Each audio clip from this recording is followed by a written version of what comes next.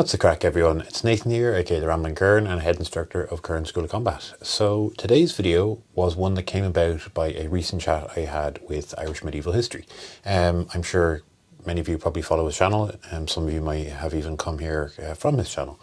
But he brought up an interesting point that is something that I don't think really gets discussed a lot, but is definitely something that's well known kind of within academic circles, and especially for people like myself and perhaps like many of you who are very interested in Irish armour and Irish arms and its history, that often we see Irish nobility, now often these are Anglo-Irish lords, depicted wearing distinctively Irish armour.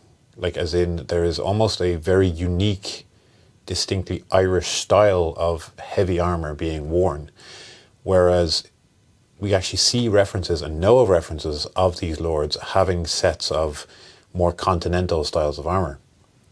Now, Irish armour of the period we're going to look at, basically the 16th century, a little bit of 15th century stuff, is extremely unique. It is a very unique style that is not really seen anywhere else in Europe. It is somewhat archaic at the time that it's around, but like I've discussed before, a lot of it really seems to be a byproduct of the terrain and the sort of combat being done in Ireland. You do see plate, but primarily you see distinctive helmets, distinctive methods of wearing mail, and very distinctive sets of padded armour being worn. Now, was there a particular reason for this? We don't really know. I'm going to do a deep dive on this. A big thank you to the Reddit user who compiled the list of effigies that we're going to look at. A really fantastic resource that they've done. I'm going to put a link to the Reddit thread in the descriptions if you want to go have a deep dive on all of the effigies that are up there. I didn't include all of them. There's 100 odd images that this person has compiled, so big thank you to them. Obviously there'd just be a little bit too much to look at, but I find this topic very interesting. It's one that really doesn't get looked at, and there does seem to be even very unique and distinctive actual items of armour, especially breastplates or possibly coats of plates, or maybe kind of brigandines. We're not really too sure. And that is something that I also want to just mention before we go look at these, is that most of what we're going to look at are effigies. So some of these are going to be heavily stylized. Some of them will be airbrushed, for want of a better term. They'll be made to look nice because they're not necessarily representing the actual battlefield armour that was being worn. Generally, these are going to be very close to what is being worn, and it does get backed up by some finds and some artwork, which we'll look at the end of the video. But I think it is worth noting that, again, these are effigies. These are primarily Anglo-Irish nobility, knights and lords. It's not really reflective of what a lot of Irish people, especially the Kern, would have been wearing at that time. So I think that's very important to highlight and understand before you go look at them. Anyway, that's enough of me talking. We'll have a look at the armour and we'll meet back here at the end. So you do see many of these effigies coming from Kilkenny. This one is of a butler knight, but there is some very distinctive things here. One being the overlapping plates that you'll see on the chest rather than one solid breastplate, and the other is somewhat broken away here, but the bassinet that you'll see around the head. The next effigy, also from Kilkenny, is of James Butler the Lame. This gentleman lived between 1496 and 1546. You can see the same similarities as the last effigy. However, this one has a much more distinctive bassinet, which is the helmet you see on his head. You also see the overlapping breastplate. Very interesting piece of armour. It could possibly be that this is a depiction of some sort of padded jacket, but it does seem to be some sort of breastplate. Like I said, perhaps some sort of brigandine or maybe a coat of plate, but definitely a very interesting piece. Next then is James Shorthalls. This is from 1534. One thing you should note, that even though he did die in 1534, often these effigies would have been built prior to their death or sometimes after, and depending on the individual. But you can see in this one again the distinctive bassinet that we do see throughout Irish history, the very long chainmail coif that we see over the shoulders. This one has very interesting shoulder plates or pauldrons. Something we don't really see on the others, but very interesting to note on this one. Next then we have John Grace Fitzoliver. He died in 1552. Now this one and this grave, I should say, are probably most notable for the actual figures on the grave itself and not necessarily for the effigy. These are depicting various Irish nobles, really fascinating pieces themselves, but obviously we're looking at the actual effigy of John himself. Now I did find in the folder there is this fantastic image of artists' reconstruction of the actual gravestone. What we have left is somewhat incomplete, but we do see in this the horizontal overlapping plates of the breastplate, and you can see in this close-up here of the effigy, you do see again the chainmail around the neck, and as well as, interestingly, it seems like he has some sort of padded jacket over his arms rather than plate armor that we do see in some of the other depictions. Although of course it is entirely possible that this is also meant to depict mail on the arms, which is quite interesting that a lord would choose to wear mail in this position as opposed to plate.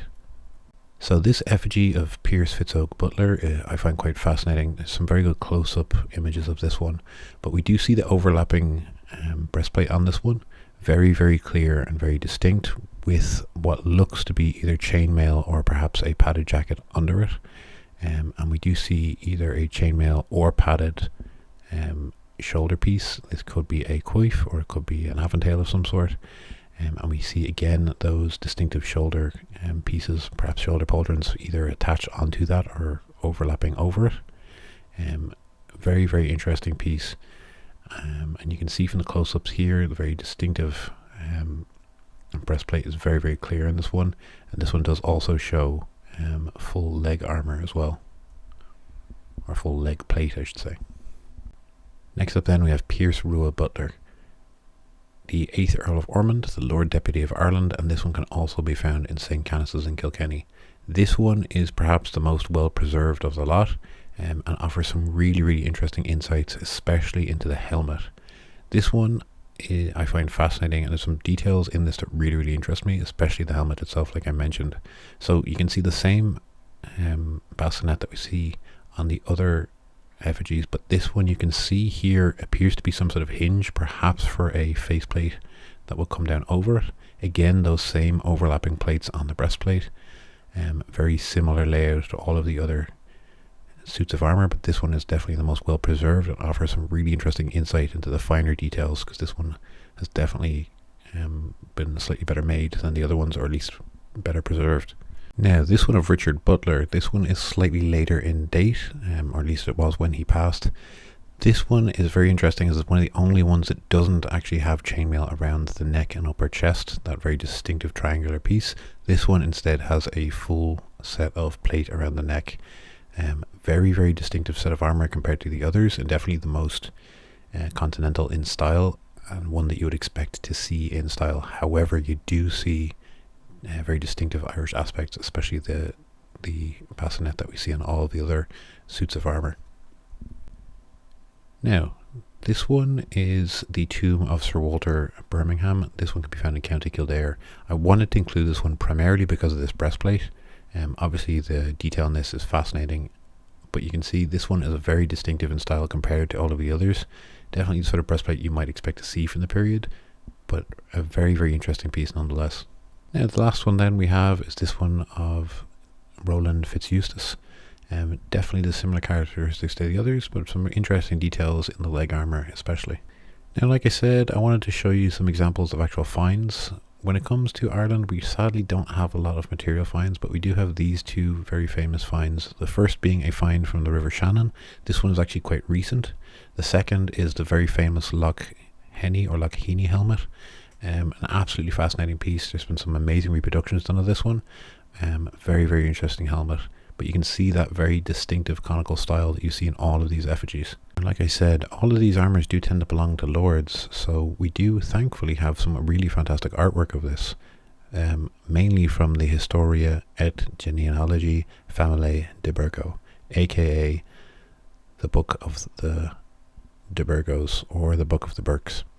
These were a very famous Anglo-Irish family, and they left behind this fascinating book with some very, very distinctive details.